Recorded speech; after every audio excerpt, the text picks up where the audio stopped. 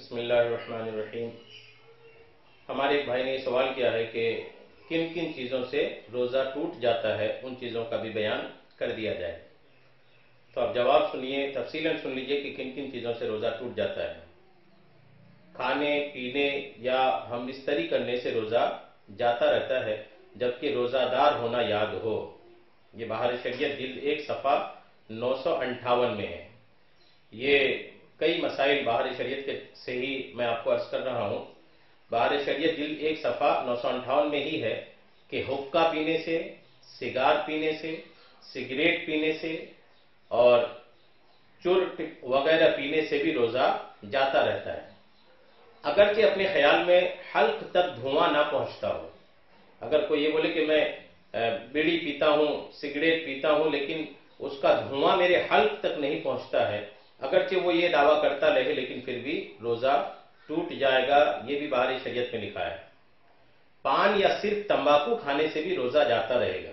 پان کھانے سے بھی روزہ ٹوٹ جائے گا، یا صرف تمباکو گٹکا وغیرہ کھانے سے بھی روزہ ٹوٹ جائے گا، اگرچہ بار بار اس کی پیک تھوکتے رہیں۔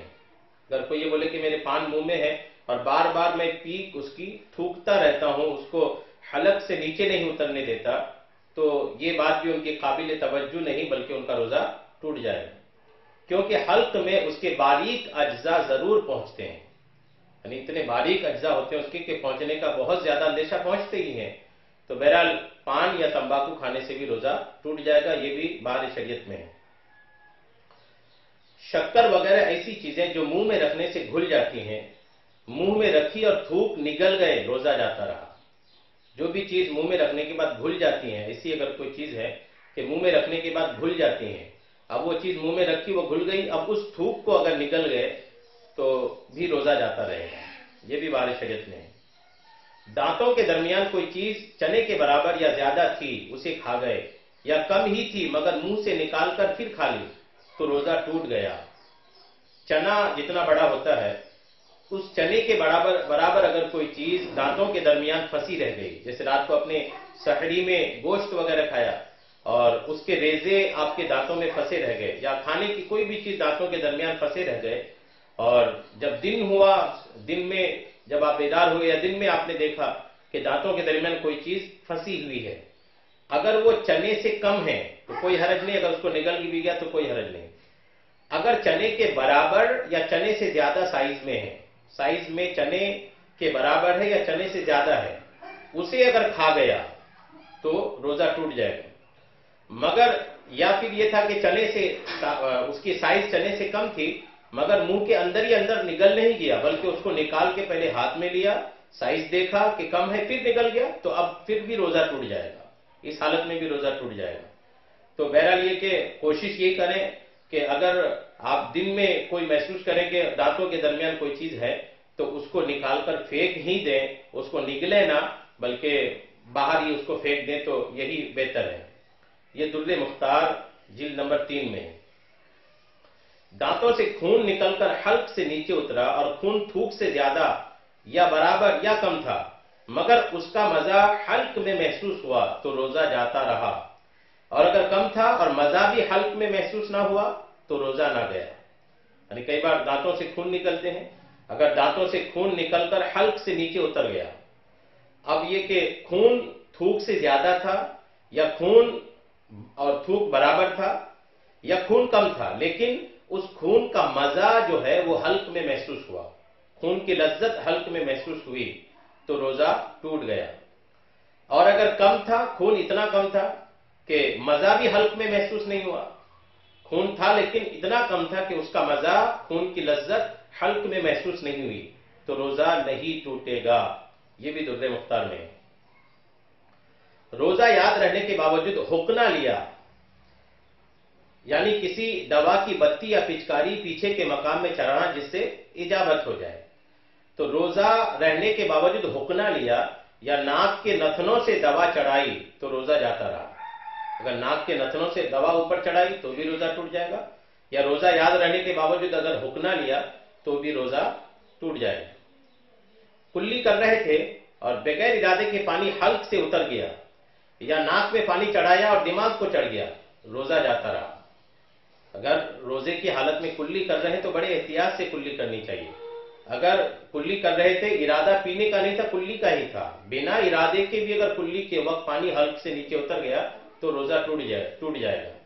ویسے روزے کی حالت میں اگر آپ پانی ناک پہ چڑھا رہے ہیں تو بھی احتیاط کر کے چڑھانی چاہیے، اس لیے کہ روزے کی حالت میں اگر ناک میں پانی چڑھائے اور وہ پانی دماغ کو پہنچ گیا تو بھی روزہ ٹوٹ جائے گا.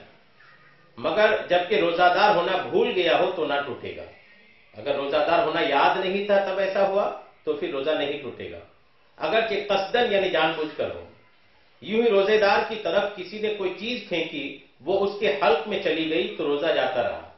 یعنی کوئی روزے دار تھا، کسی نے کوئی چیز اس کی طرف پھینکی، وہ اس کے حلق تک پہنچ گیا تو بھی اس کا روزہ جاتا رہا. سوتے میں یا نیند کی حالت میں پانی پی لیا یا کچھ کھا لیا، یا منہ کھلا تھا، پانی کا قطرہ یا بارش کا اولا حلق میں چلا گیا تو بھی روزہ جاتا رہا. سوتے میں بھی اگر کچھ چیز کھا گیا تو بھی روزہ ٹوٹ جائے گا، روزہ نہیں ہوگا. یہ بہار شریعت جلد 1 صفحہ 986 میں ہے. دوسرے کا تھوک نکل گیا، کسی دوسرے کا تھوک نکل گیا تو بھی روزہ ٹوٹ جائے گا. یا اپنا ہی تھوک ہاتھ میں لے کر نکل گیا تو بھی روزہ جاتا رہا. اپنا تھوک پہلے ہاتھ میں لیا، اس کے بعد نکل گیا تو روزہ ٹوٹ جائے گا. جب تک تھوک یا بلغم منہ کے اندر موجود ہو، اسے نگل جانے سے روزہ نہیں جاتا. جب تک تھوک منہ کے اندر ہے، بلغم منہ کے اندر ہے اور اندر ہی اندر نکل گیا تو اس سے روزہ نہیں ٹوٹتا. تھوک منہ میں ہے، بلغم منہ کے اندر ہے اور اندر سے باہر نہیں کیا، اندر ہی اندر روزے کی حالت میں یاد رہتے ہوئے اگر نکل گیا تو روزہ نہیں ٹوٹے گا. ہاں، اگر تھوک نکال لیا باہر، اپنے ہاتھ میں رکھ لیا، اس کے بعد پھر واپس لے کے نکل لیا تو روزہ ٹوٹ جائے گا. بار بار تھوکتے رہنا ضروری نہیں ہے. بعض اوقات لوگ روزے کی حالت میں بار بار تھوکتے رہتے ہیں، شاید وہ سمجھتے ہیں کہ تھوک اگر نکل جائے تو روزہ ٹوٹ جائے گا. ایسا نہیں ہے. منہ میں رنگین ڈورا وغیرہ رکھا جس سے تھوک رنگین ہو گیا، پھر تھوک نکل گیا، روزہ جاتا رہا. کوئی دھاگا، کوئی ڈوڑا، کوئی کپڑا ایسا منہ میں رکھا کہ اس کپڑے یا دھاگے کا رنگ اتنا نکلا کہ منہ کا تھوک رنگین ہو گیا اور پھر اس رنگیلے تھوک کو اگر نکل گئے تو اس سے بھی روزہ ٹوٹ جائے گا. اس لیے روزے کی حالت میں اس طرح کی چیز اپنے منہ میں رکھنے سے پرہیز کیجیے. آنسو منہ میں چلا گیا اور نکل گیا، اگر قطرہ 2 قطرہ ہے تو روزہ نہ گیا، اور زیادہ تھا کہ اس کی نمکینی پورے منہ میں محسوس ہوئی تو جاتا رہا. پسینے کا بھی یہی حکم ہے. کسی وجہ سے رو رہے تھے کہ آنسو منہ میں آیا اور منہ کے اندر اگر 1-2 قطرہ گیا تو کوئی حرج نہیں ہے. اگر 1-2 قطرے سے زیادہ ہو گیا اور اتنا ہو گیا کہ پورا منہ آنسو کی وجہ سے نمکین ہو گیا تو اب اگر اس کو نکل گیا تو روزہ ٹوٹ جائے گا. پاخانے کا مقام اگر باہر نکل پڑا تو حکم ہے کہ کپڑے سے خوب پونچھ کر اٹھے کہ تری اس کی پانی کے اثرات بالکل باقی نہ رہے. اور اگر کچھ پانی اس پر باقی تھا اور کھڑا ہو گیا کہ پانی اندر کو چلا گیا تو روزہ فاسد ہوا یعنی ٹوٹ گیا. اسی وجہ سے فقہاء کرام رحمہم اللہ السلام فرماتے ہیں کہ روزہ دار استنجا یعنی پانی سے پاکی حاصل کرنے میں سانس نہ لے. یہ مسئلہ یاد رکھیے گا. اس میں کافی کچھ دن پہلے لوگ تشویش میں مبتلا ہوئے تھے. جب آدمی پاخانہ کے لیے جائے تو اگر پاخانہ کا مقام باہر نہیں نکل پڑا ہے تب تو پھر کوئی مسئلہ ہی نہیں ہے. اگر باہر نہیں نکل پڑا ہے تو کوئی مسئلہ نہیں ہے، وہ استنجا کرے، پانی سے پاکی حاصل کر کے صفائی کر کے کھڑے ہو جائے. لیکن اگر مقام باہر نکل پڑا ہے تو حکم ہے کہ کپڑے سے خوب پونچھ کر پھر کھڑا ہو. پہلے کپڑے سے پونچھ لے، اس کے بعد اٹھے کہ تری بالکل باقی نہ رہے، کوئی اس میں پانی کے اثرات بالکل باقی نہ رہے. اور اگر مقام باہر نکل گیا تھا اور کچھ پانی اس پر باقی تھا ہی، پونچھا نہیں کپڑے سے اور کھڑا ہو گیا کہ پانی اندر کو چلا گیا تو روزہ ٹوٹ گیا. اسی وجہ سے فقہاء کرام فرماتے کہ روزہ دار جب ہو، آدمی حالت روزہ میں ہے تو اس وقت اگر استنجا یعنی پانی سے پاکی حاصل کرے تو اس میں سانس نہ لے. سانس لینے میں یہ مسئلہ ہے کہ ہو سکتا ہے کہ پانی اندر داخل ہو جائے. تو جس وقت روزہ دار روزے کی حالت میں پاخانہ کے بعد استنجا کرے، پانی سے صفائی حاصل کرے تو اس وقت سانس نہ لے، پانی اندر جانے کا اندیشہ ہے. یہ بہار شریعت جلد 1 صفحہ 988 میں ہے اور عالمگیری جلد 1 صفحہ 204 میں ہے.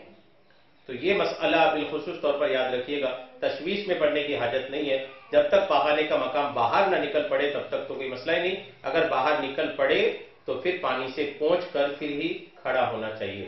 یہ وہ چیزیں جن سے روزہ ٹوٹ جاتا ہے.